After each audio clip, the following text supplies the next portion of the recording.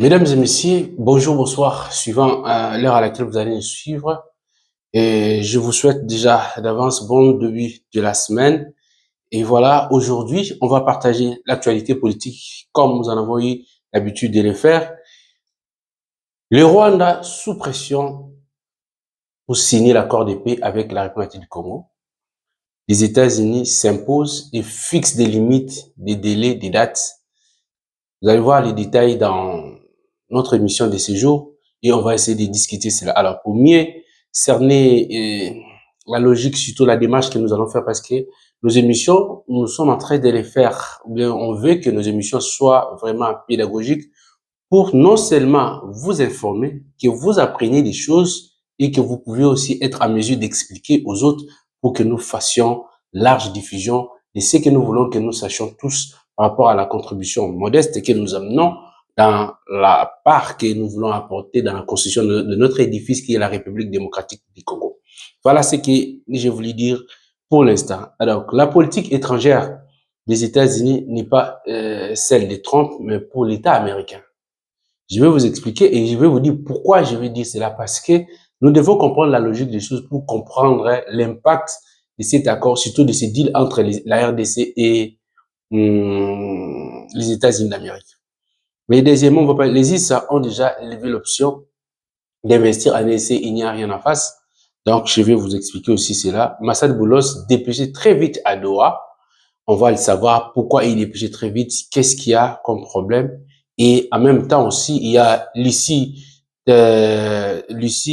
Tamlin.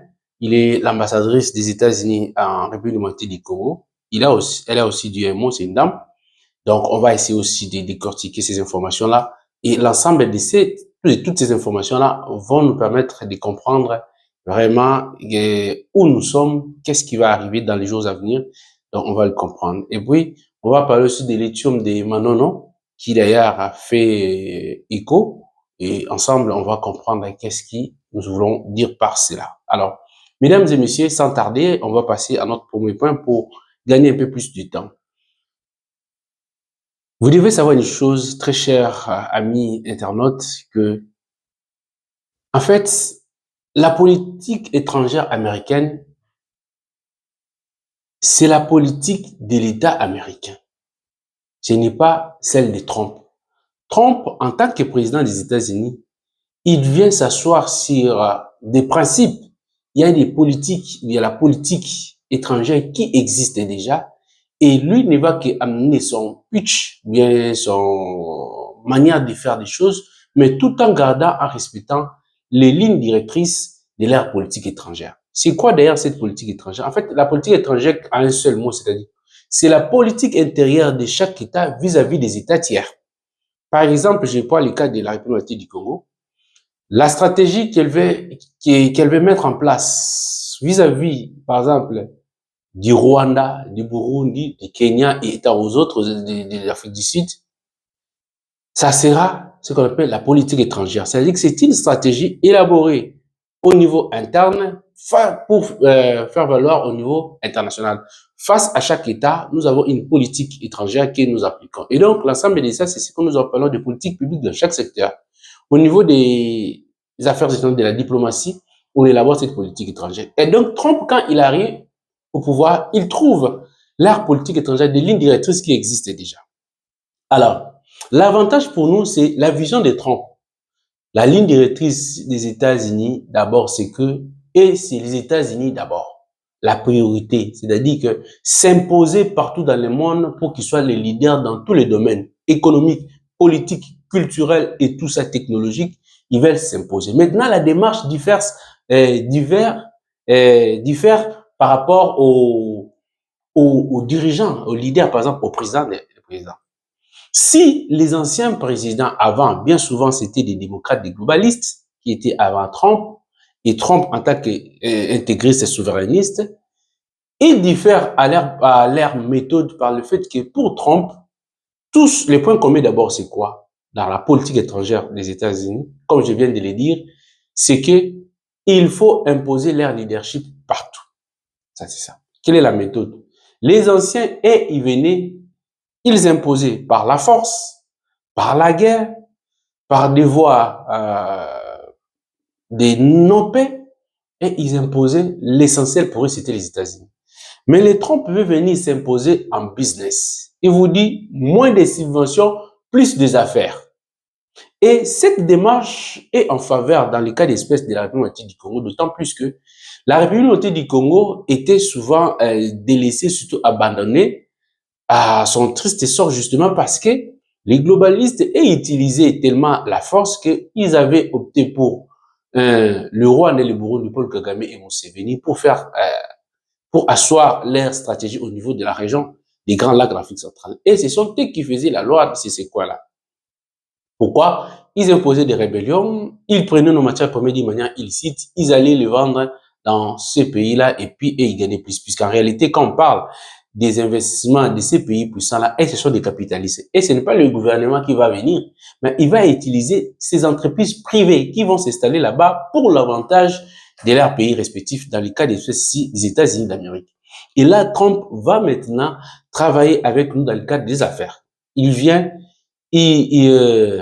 vous concluez un marché et il trouve son intérêt, il exploite. Comme le cas de la République du Congo, nous sommes allés vers les États-Unis voulant ouvrir cette brèche-là, que nous puissions travailler ensemble au regard de la situation à laquelle nous nous retrouvions dans cette époque-là. D'ailleurs, ce qui est jusqu'à présent, bien que nous sommes en train de prendre de l'avantage, c'était les conflits armés et la guerre, l'agression rwandaise. Puisqu'en fait, en réalité, ce sont eux qui ont mis Kagame dans cette posture-là. Et donc, le paradigme a changé. Avec Trump, il vient maintenant imposer le business. Et donc, pour que le business soit bien tranché, il faut qu'il y ait la paix. Donc, il nous accorde la paix. Nous lui ouvrons nos marchés, les minéraux stratégiques qu'il cherche, les lithium par exemple, comme nous parlons des cas des Manon qu'on va détailler. Restez branchés jusqu'à la fin, vous allez comprendre. Et dans ces cas-là, c'est que c'est quoi? Cet accord de paix nous permet d'échasser les Rwandais qui a pendant plusieurs décennies dominé cette partie Est et il a voulu profiter avec ses expansions, de ses velléités expansionnistes plutôt, de vouloir prendre une partie de la partie du Congo pour annexer au Rwanda au regard de leur philosophie, de leur passé, de tout Ilan. Et donc là, ils sont en difficulté, c'est un échec pour le Rwanda et un avantage pour nous. Et nous devons capitaliser cela parce que cela ne pourra pas rester comme ça, comme je l'ai dit. C'est vrai que la politique étrangère des États-Unis est la même, mais des méthodes diffèrent. Qui sait, c'est lui qui va venir après. Donc, cette période ici, c'est une belle opportunité pour la République du Congo d'exploiter au regard déjà de la posture qu'a pris Donald Trump de faire des business. On va pas venir de vous aider des aides comme ça. Non, on fait des business et chacun tire. C'est à nous maintenant de définir nos priorités et de se positionner en position pour pouvoir bénéficier, tirer profit de cette opportunité de deal et asseoir l'autorité de l'État dans toute l'étendue de la République du Congo afin de pouvoir recouvrir notre stabilité et notre place dans l'échiquier international, particulièrement dans la région des Grands Lacs. Et voilà ce que je voulais dire déjà par la politique étrangère. Ce que je dis, ce n'est pas des Trump. On doit savoir qu'en fait, c'est les États-Unis. C'est leurs intérêts d'abord. Mais cette méthode que va utiliser Trump, ça va nous ouvrir une brèche, ça nous permet de pouvoir récupérer l'intégrité territoriale et nous devons en saisir et puis nous organiser très rapidement afin de pouvoir rattraper les retards et faire face à nos ennemis, être capable de défendre nos frontières. Parce que la base, c'est nos terres. Les terres, on peut les défendre et quand on est en mesure de pouvoir défendre l'intégrité territoriale, nos frontières, par une armée forte, efficace, bien équipée technologiquement. Voilà ce qu'on pourrait dire sur ces points-là. Les ISA aussi ont déjà levé l'option d'investir en République. Il n'y a rien à faire. C'est que vous devez savoir, en fait, en réalité, quand on dit que oui, c'est les Congo qui est allé vers les États-Unis, mais nous devons savoir que dans l'agenda des États-Unis d'Amérique, il existait déjà les Congo. Si nous allions là-bas, parce que nous savions déjà que nous étions les enjeux du monde. Parce que détrompez-vous, ne pensez pas que la République du Congo, bien qu'on a nos failles, mais les gens réfléchissent. Donc, il y a des intellectuels qui savent déjà les enjeux, comment la géopolitique fonctionne, les mutations qui se font dans le monde, qu'est-ce qui change. Puisque là, le combat de leadership entre les États-Unis et la Chine font en sorte que les cartes bougent. Et les États-Unis, c'était bien avant, ce n'est pas nous qui l'annonçons, ils l'avaient compris que nous avons laissé pendant plusieurs années le temps à la Chine d'intégrer l'Afrique, particulièrement la République du Congo, et la Chine avait pris de l'avance. Il faut maintenant que les États-Unis se rattrapent. S'il veut maintenant récupérer une place ou ne pas laisser l'espace pour que la Chine puisse lui ravir sa place de puissance mondiale dans tout. Donc, et voilà, les États-Unis, quand nous venions, c'est tombé en bon moment, alors que les États-Unis aussi avaient besoin de nous. Donc, c'était une affaire déjà de gagner. Et donc, ils avaient levé l'option et ils ont compris, ils ont levé l'option de travailler et d'investir en République démocratique du Congo. Par conséquent, tous ceux qui vont se présenter devant eux pour empêcher la stabilité, pour que les affaires puissent fonctionner normalement, puisque les affaires n'aiment pas le bruit, n'aiment pas des arbres. Et donc, cette personne-là, tout celui-là qui fera cela sera mis hors d'état de nuire. Et donc, c'était à notre avantage pour l'instant.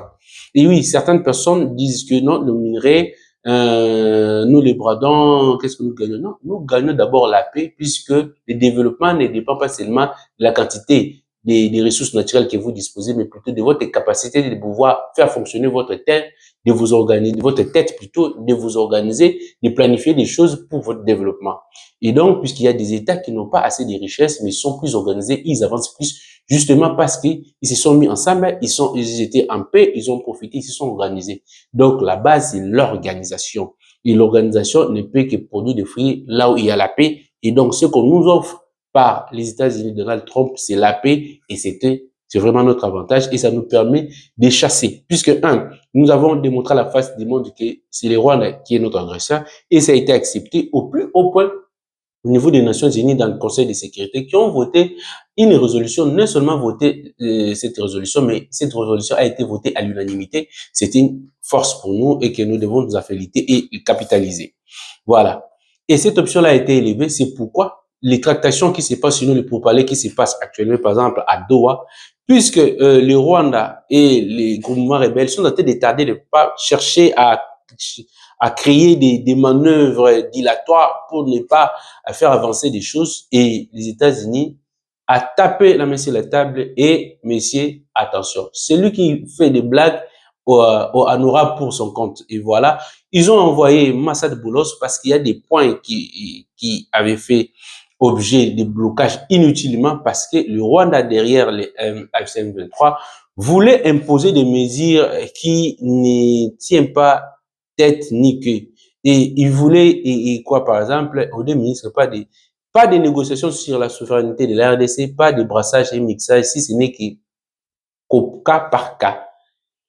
Parce que la FCM23, les alliés du Rwanda, voulaient maintenant que c'est que le Rwanda n'a pas pu gagner au niveau des États-Unis, qu'il puisse les gagner au niveau de ses marionnettes. C'est-à-dire qu'il y ait brassage et mixage, qu'on l'accepte, cela, et puis qu'on essaye de donner la partie est du nord et sud du Kivu au mouvement rebelle qui va bénéficier au Rwanda, parce qu'il est démontré qu'en fait, que les mouvements rebelles sans le Rwanda n'est rien, parce que ce sont leurs patrons, ce sont eux qui imposent la loi. Et donc, ils voulaient maintenant passer par là. Si on donne la gestion, c'est là, et le Rwanda va continuer à piller, à gérer, et ça sera à son avantage. Et là, ça va à l'encontre de l'esprit et la lettre de l'accord de paix. Mais ils ont voulu maintenant passer par là parce qu'ils savent que c'est notre accord et pour qu'on fasse passer leur marché. Et là, on les a eu très clairement. Massad Boulos est arrivé là, il a imposé son veto pour dire que voilà la ligne à suivre. Et là, ils ont donné des instructions fermes. Les Rwandais sont obligés de signer l'accord de paix et les rebelles aussi de respecter et de suivre tout le processus. Ils sont obligés de déposer les armes puisque ceux qui demandent là, ils ne l'auront pas. Et vous allez comprendre qu'ils n'auront plus de revendications, si ce n'est que les revendications du Rwanda. À l'absence des revendications du Rwanda, tout ce qu'ils pourront demander, ça sera que leur protection personnelle. Parce que l'objectif pour eux, c'était de travailler pour les Rwandais. Si vous n'arrivez pas à faire passer les revendications du Rwanda, vous êtes unis, vous allez voir qu'ils seront maintenant attaqués par le Rwanda lui-même quand il va voir qu'ils n'ont pas pu réaliser son projet et donc ça sera inutile et ils ont déjà échoué.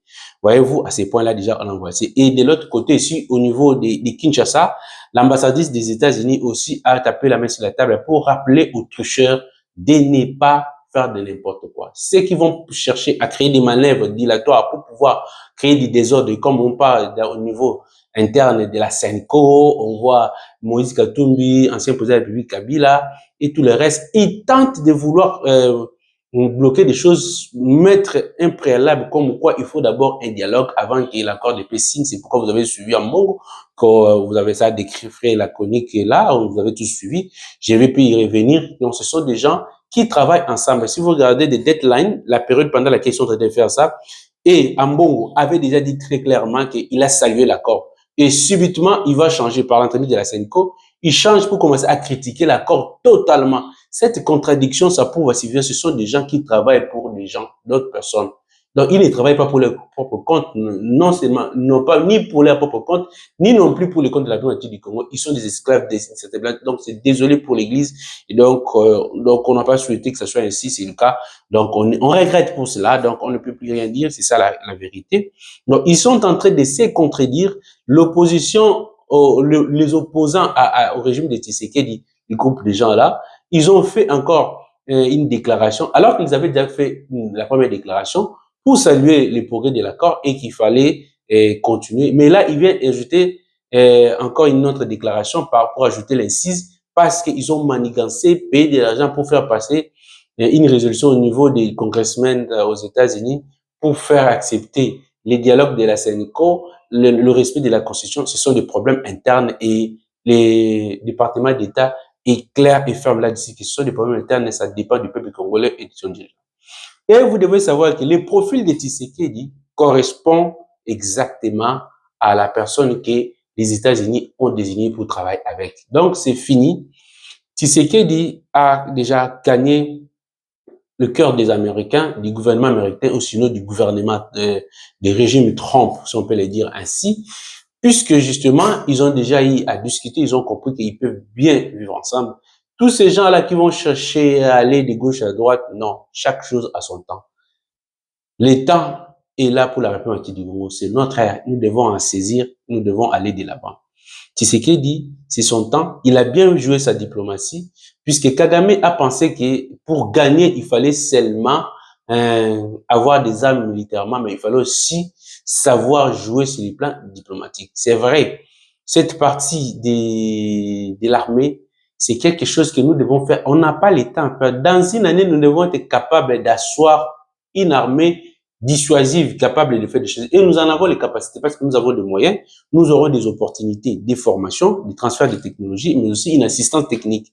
Je préfère que l'assistance technique soit cadrée dans le cadre des de coopération avec les États-Unis essentiellement, aussi pour ne pas dire uniquement. Ça nous permet, les gens qui nous ont fait confiance, ce sont eux qui viennent nous former, qui nous envoient la technologie, et ça va nous permettre d'être sûrs que ces gens-là vont nous donner ce que nous voulons parce que nous sommes en partenariat avec eux, c'est clair, c'est écrit, c'est propre. Donc, voyez-vous, c'est cela.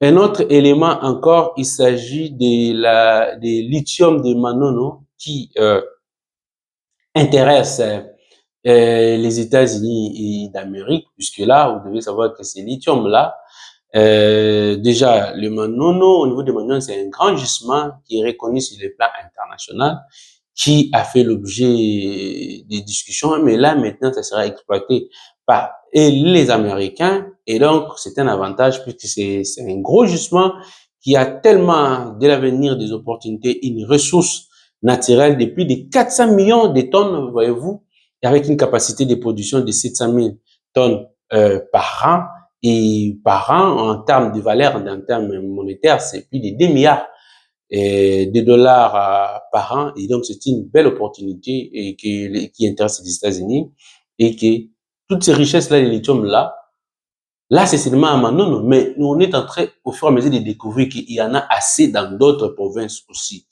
Donc, l'exploitation pour la le Congo est un don béni de Dieu que nous devons en saisir. C'est pourquoi les gens nous convoitent, ils veulent nous faire du mal parce que nous sommes un pays qui a des potentialités. Nous devons seulement nous organiser. Voilà, très cher internaute, ce que je voulais partager avec vous aujourd'hui. Je pense que je vais m'arrêter là. Et si c'est pour la première fois vous de participer à notre émission, à notre chaîne, nous vous demandons, s'il vous plaît, abonnez-vous, mais aussi et surtout, cliquez sur la cloche de notification pour ne rien rater et faire des partages, des larges partages de nos vidéos pour que nous puissions être vus par plus d'une personne et ça nous fera énormément plaisir. Ça nous permettra d'être référencés par YouTube, de continuer à interagir avec vous. Aimez nos vidéos, partagez s'il vous plaît, ça nous fera énormément plaisir. Quant à moi, je vais me présenter, je suis Guilhem Ikobi, je suis juriste d'information, expert en politique publique, en commerce international et négociation commerciale, mais aussi diplômé en ressources humaines. Je suis formé par l'Organisation mondiale du commerce et donc je dispose de ces compétences de négociation, des questions d'intégration économique et régionale. Ce sont des points que je maîtrise, que c'est pour cette raison-là que je viens partager avec vous afin d'apporter ma petite pierre dans la construction de notre édifice qui est la République démocratique du Congo. Quant à moi, il ne me reste qu'à vous souhaiter toutes les bonnes choses du monde. Que Dieu vous bénisse. Je vous dis à la prochaine.